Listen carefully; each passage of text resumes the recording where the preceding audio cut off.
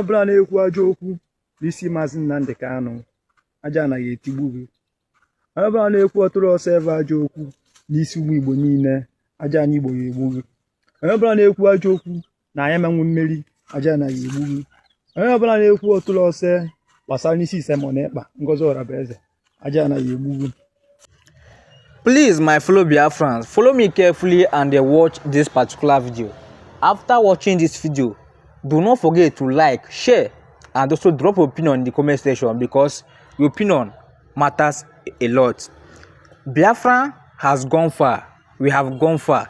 So anybody that is telling you that Biafra will not come, the person is deceiving you.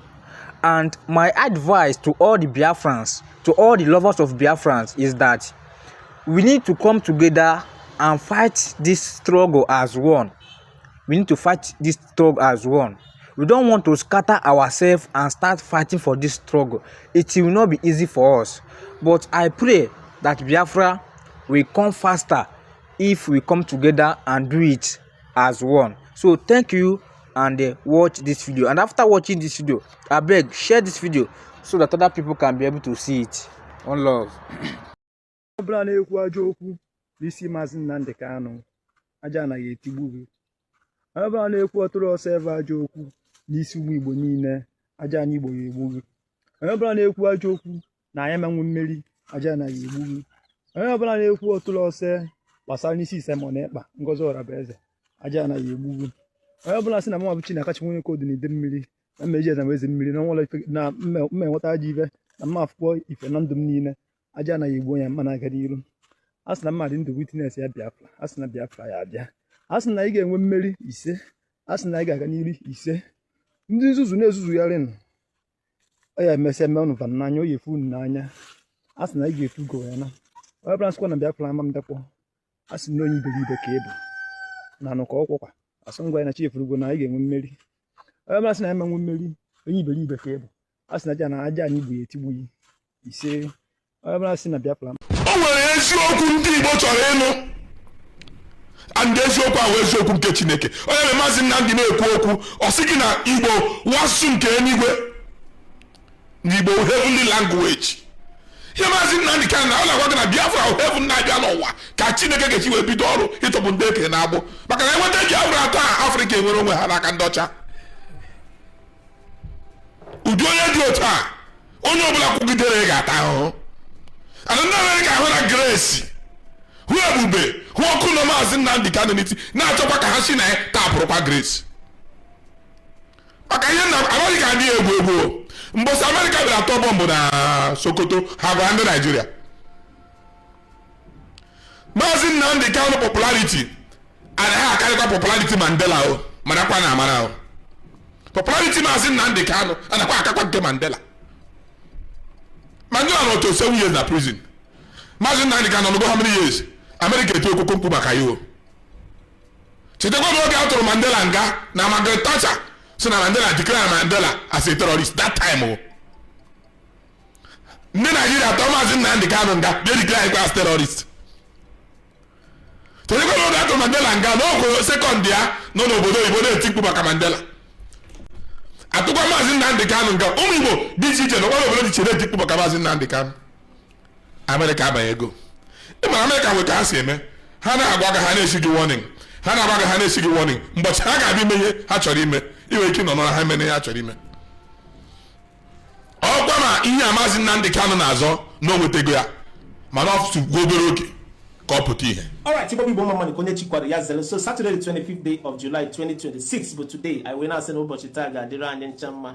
Yes, unu mana ọ bụ na ị na-anya na social media afụ na nke na-efegharị gbasatara nwere omume Igbo and gbasatara Maazị Nnamdi Kanu, ị ga-afụ na the US government, the US Congress are pushing heavily for Maazị Nnamdi Kanu's release. For the recent video that's been going viral on Twitter, on social media, across every platform, how the US Congress are making heavy efforts on how Maazị Nnamdi Kanu ga-eji wee nwere onwe, and also the indigenous people na Nigeria ka ha ga-esi nweta justice over this genocide happening. So for onye nwe foresight, onye ha ama nghọta that Maazị Nnamdi Kanu is almost at the victory point. Biafrans are now almost at the victory point. So you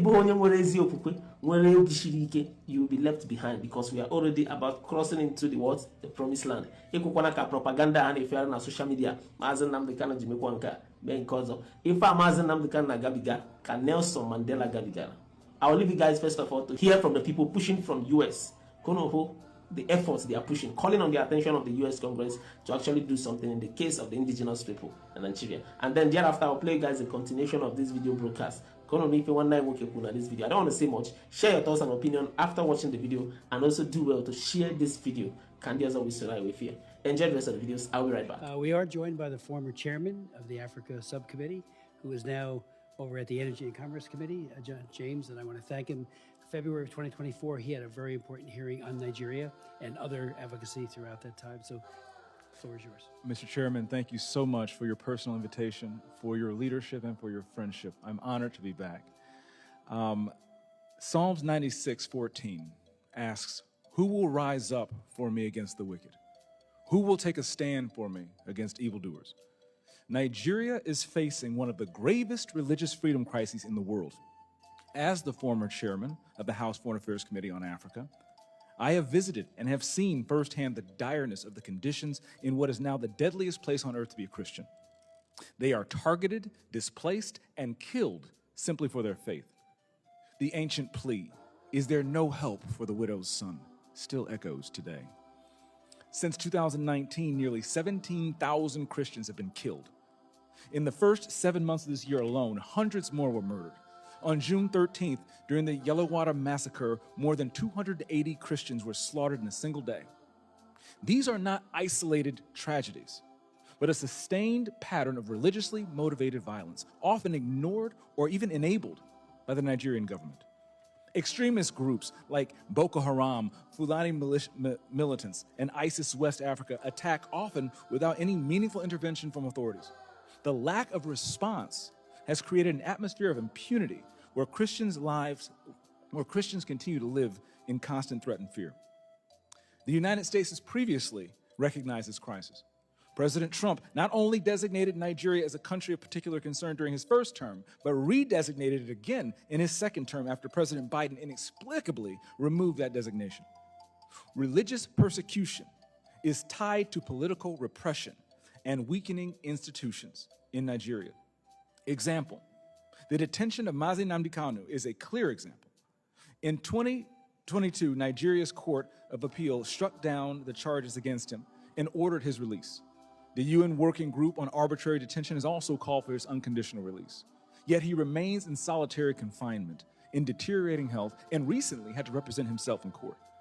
Nigeria has signaled that the law is optional and targeting Christians is fair game.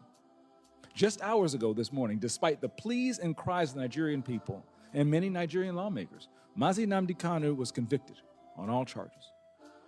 For fiscal year 2025, the U.S. has requested nearly $8 billion for sub-Saharan Africa.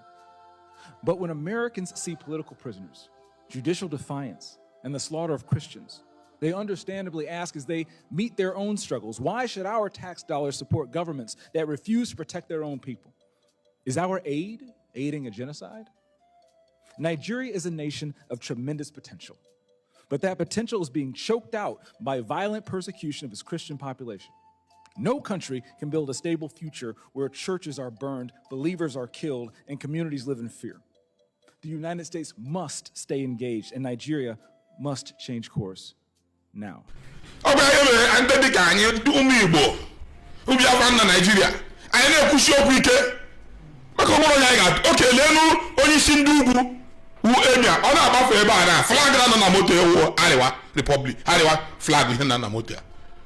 Gele ndị si na ndofe mmanụ ha na-agbafe flag na-adị na moto ha Odudua. Why Biafra? Why are you people fighting Biafra? Ekwesịrị ibu ndị eze n'ala Igbo wuo flag ga-adị na moto ha ga Biafra. Why ndị ọzọ ga na-etinye Arewa na their flag?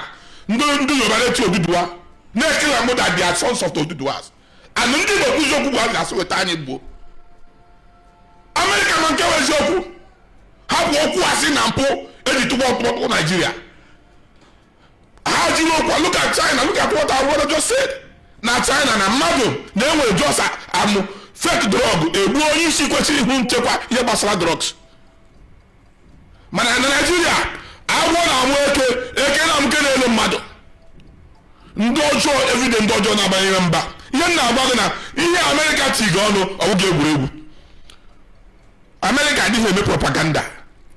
Before that man apụta kwuo okwu na Congress odikọdị agbala izu. Ọ nwere ya chi ejogo mayor maka na nke bụ eziokwu bụ na kemgbe esi wepụta kemgbe ụnyaahụ ozi si na-efega akụkọ dị iche iche buru ya na Donald Trump tokwa Tinubu sokwa na ya ga-ọkwụkwụ ya n'azụ n'ọgụ ndị a niile. Ọ bụrụ na ị ga-echeta ụfọdụ ndị kwuru sị na ya bụ ihe na o nwere ike osi gị n'aka Donald Trump.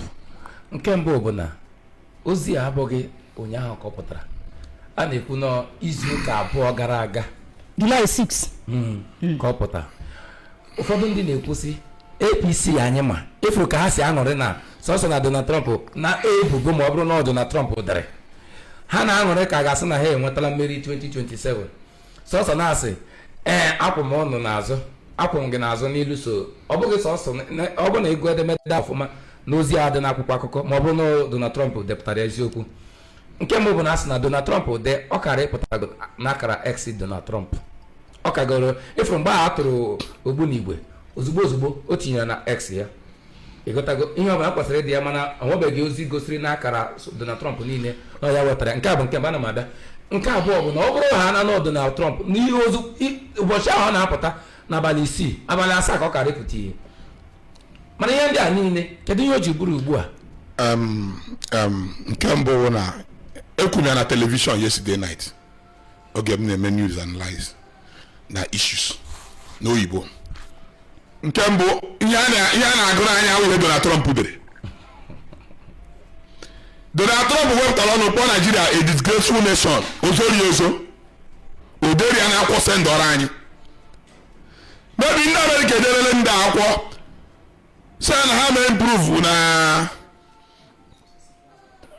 na ha mee improve na security ọ na aka ha si ụgba mbọ ime na ndị eji pụtara ha were ezi akwụkwọ dowe na-egekwe ntị ha were akwụkwọ dowe bịazi gbakwasị ndị a ga-agbakwasị ihe a ha na-agụrụ anyị na Donald Trump dere okwu asị onwere ihe Donald Trump dere okwu asị. Ndị a dị bizi na-eburu ego Naijiria na-achọ ndị ha ga-alọbi na Amerịka keresi ịna Naijiria pụta n'anya na Donald Trump so ihe na-emegbukwe ya ihe na-adịghị eme ndị a na-ekwu okwu oke lukata ụta bụ na Boronu ihe mere na Boronu na ndị terọrist kidnap ndị mmadụ si wete 5 billion gọọmenti ụta 5 billion so enyere ndị terọrist ndị gọọmenti apụtazie n'ikpeazụ na na-ekwuru ihe nyere ha 1.9 billion onye ji 3.1 billion lee nke na-eme na Sorok the chief of staff na onye otie ọ gwere ndị ọzọ nọ pipeline anyị ga-ekwusi ebe anyị edechego m akwụkwọ anyị adịgoro dị maka na ya ka ha na-eme the same thing na-achọ a different result. Onwe mgbe Donald Trump dere ụdị akwụkwọ a Donald Trump ọ na dere ụdị akwụkwọ ọ ga-apụtago Donald Trump ahụ onye ezo oh the world president and not somebody like ikwu okwu. Donald Trump somebody who up in the morning go and read his autography and his biography up in the morning bụ newspaper niile president na-emere ha ka ebe akpọkara ha ma edekwara aha na akpọkara ọ na-akpọ ya ọfụma ọchọ ihe ọ ga-ekwu that day ka onwe ihe a ga-alep the next day. Ihe Donald Trump bụ nke o mere jụọ ya ome ọzọ. Ihe ọ bụ Nigeria wụ a disgraceful nation. Ọ nwere ihe ADC kwuru site na ya bụ ọnụ Bolaji Abdullahi. Ọ sị na aṅụrị ya ndị a na-aṅụrị taa mana ọ bụghị ihe a ga-azọ ha ma Donald Trump ma ndị isi ala mba ụwa dum asị Tinubu anyị kwụghị n'azụ n'ụbọchị na 2027 n'ọbụ ọ dịrị Tinubu na ụmụafọ ala anyị ga-apụtasị etorogo na afọ anọ gị erijuru m afọ ikwenyere nke a to awesome thank you. Ị mara akwa nwunye Tinubu so ndị mmadụ ahụ ebe aka lebe kulikwuli ngwa anyị asị ya bido n'ụmụ ya ụmụ ya bụjo ebe akwa lebe kulikwuli ahụbeghị gọọmenti zuru ori ka gọọmenti anọ na this government led by President Bola Ahmed Tinubu sụọri ka ha na-ezu na Aso Rock, sụọri ka ha na-ezu na House of Assembly, sụọri ka ha na-ezu na Senate. Ndị oyi ole na-adị eme na ọdịka electoral law ha pasụrụ anyị before eweta ndị ụlọ ọbịa na Senate ha ga-ebuzo kwesịa n'aka aka ha na-ekwewe ego. ihe nna agwago ndị niile 80 to 90% of senators nọ na Senate House wụ Tinubu hallelujah boys. Go and check their history. One crime or the other had the Senate cover their crimes. Lay our House of Reps, the kind of people on here. Look at the kind of people that take up another one. Do not win the election and take up another one. No. Man, PDP, man, APC, man, NDC. Here is a candidate. In the primary, we in a field. I know can take a party together. But I was this sound this thing on over and the mother. Tomorrow, I work with the kind of the same people. I had the opposition win election. The next day, and go back from the ruling party. It will be higher. Anyone after you. Mayor, welcome to the Voice of the People 90.3 FM. Atiku Abubakar wakuru otu ụlọ ọrụ na mba America ya o 12 months contract kwụọ ya bụ ụlọ ọrụ $1.2 million ka e were na-emegiri na-eti mkpu na aha ya dị mana ọ bụ ezigbo mmadụ ọkachasị dịka ọ na-akwado ụzọ ọkwa onye isi ala nakwa ihe ndị ọzọ na-eme n'ala anyị bụ Naịjirịa o jizi ya bụ ụlọ ọrụ na-eti mkpu ya na America ka Donald Trump na ndị ọzọ nụ ya aka na-ekwu nke a na-ekwu Ted Cruz ya bụ onye omeiwu mba America ihe gbasara ihe na-eme na Naịjirịa ọkachasị mmekpa ha na-emekpa ndị nke Kraịst na-ewute n'obi si na gọọmenti na ugbu a na onweghị ihere na a na-ekwu na a na-akpagbu ndị nke Kraịst na ihe ndị ọzọ kama ha kara agba mbọ mara ihe ha ga-eme ha kpọkuo otu ụlọ ọrụ ọzọ maka na nke ikpeazụ ọ dịzi ka ọ bụ Atiku kpọọ Bola Ahmed Tinubu na ndị ọchịchị ha gakwa kpọọ na mba America ha ga-akpọkụ VOP ka ha wetakwa $1 million. Atiku kpọrọ nke ya na mba America ya bụ ụlọ ọrụ kwụọ $1.2 million. Gọọmenti n'ugbu a gọọmenti Bola Ahmed Tinubu n'ozi anyị nwetara gakwara je kpọọ otu ụlọ ọrụ ọzọ kwana na mba America kwụọ ha $9 million ka e were na-eti mkpu dịka Ted Cruz siri kwuo ọ sị na ya bụ ụlọ ọrụ na mba America APC na Tinubu kpọkuru kwụọ $9 million na ha na-akọva ka ihe si aga n'ala anyị bụ Naịjirịa oge enweghị nchekwa mmekpa ha na-emekpa ndị nke Kraịst na ya bụ ụlọ ọrụ kama ha gara ịnọ na-eti mkpu ya ha na-ekpuchi ya ịghọtago na-ete ya penti na-eme ya ka a ga-asị na enweghị oge enweghị nchekwa n'ala anyị bụ Naịjirịa. Ma ihe ọma dị m na ya wụ na ha gara akpọkụcha ndị ụlọ ọrụ akwụ ha ụgwọ ndị ụlọ ọrụ apụta akwa kwuo na akpọkụkwara anyị akpọkụkwu anyị ụgwọ ka anyị kwube maka o gosiri na ndị a dị credible dịka ka President Bola Ahmed si ebufu isi ego Naijiria ihe anọ na ha ga na Senate bifo ha ga-ebi ego ga-ebute ntire na-achọkwa ibi ego ebikwa ego eburu ego dị ofu ụlọ ọrụ na Amerịka si ka e were kwuo na Tinubu na ọ dịghị ehi ụra ma ọ na-ekwu okwu ekwuo na Tinubu nwere ike ịgba 20 kilometers jos na ha gara wee akpọọ ndị omeiwu akwụkwọ ha si Donald Trump dere kem dị shọ na wu Donald Trump dere ha bịa nga na-akpọ champen na Aso Rock o gosi na ndị ahụ ndị ihe na-adị eme kezi na eburu $1 million $9 million ụmụ obodo anyị agụụ na agụụ ha one bag of rice on 5,000 naira ihe na-adị eme ndị a ekwensu iburu eweta ndị a n'ọkụ ma ebe ekwensu ga-etinye ha ga ebe otuere ndị ọzọ mere ihe ọjọọ maka ndị emekarịara ekwensu ga-anọkwa ebe ọ na-asị Chineke agakwa m ndị a mma edo ebe a m nọ Mayor ọtụtụ ozi na-apụta na ya bụ ụlọ ọrụ ha kpọkuru na mba America kwụọ $9 million a sị na ọ bụ otu ọfịs otu law firm nọ na Kaduna na ọ bụ na ntụziaka onye National Security Advisor Nuhu Ibado bụ onye kpọkuru ya bụ ụlọ ọrụ na mba America. Ọ bụrụ na ile anya dịka Ted Cruz siri kwuo ya bụ ụlọ ọrụ oge enweghị nchekwa n'ala anyị bụ Naịjirịa ha dị ekwupụta ya kama ha na-ekpuchi ya n'ụzọ ga-adị ka ihe ọdịmma na Naịjirịa a na-echekwa ndị nke adịbọkwa ihe m na-ekwu ya ndị a nọ na-ezu ori na-eburu ego ha zutere ha zobe nke ha adọ nke ha ga-enye ndị ga na-ekwuru ha na-amị ama ọfụma mana ndị dị ka anyị ebe ha nọdụ anya na Chineke bịa wetezie ndị dị ka Mayor n'oge dị ka nke a wetama ndị dị ka Maazị Nnamdi Kanu n'oge dị ka nke a weta ndị ka Peter Obi oweke anyị ga na-ekwu ihe nke eziokwu nke Chineke. Ọ dị ike ihe ndị a niile bụ ihe ha ji chọọ imesasị ndị mmadụ anya maka na achọmnta vootu iru. Maka ya mana m na-agwa ndị be anyị wetego na-eti mkpu a kamgbe afọ gara aga ndị be anyị inwere PVC go and get your PVC. The time to save Nigeria is now. O nwere ajụjụ m na-ajụ ndị ọbịa anyị kemgbe izu ụka n'ụwa. Aga m ajụkwa gị ya ajụgo m ya Maazị Tony jụọ ya Comrade jụkwa ya Barrister Darlington. Achọrọ m ịjụ gị ya.